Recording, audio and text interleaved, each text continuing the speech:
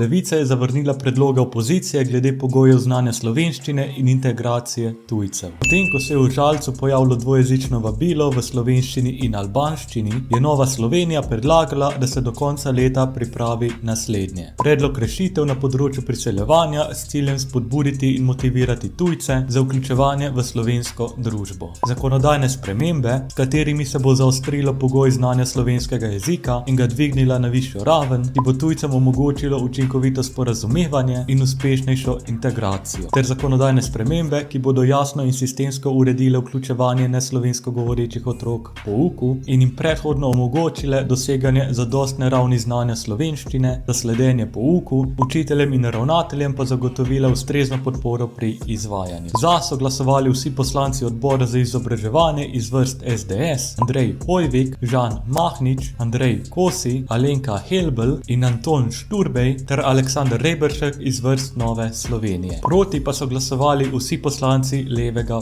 pola. Iz vrst Gibanja Svoboda so to Tereza Novak, Sara Žibrat, Tamara Vonta, Branko Zlobko, Jožica Derganc in Mirjam Bon Klanšek, iz Socialnih demokratov pa Damjan Zrim.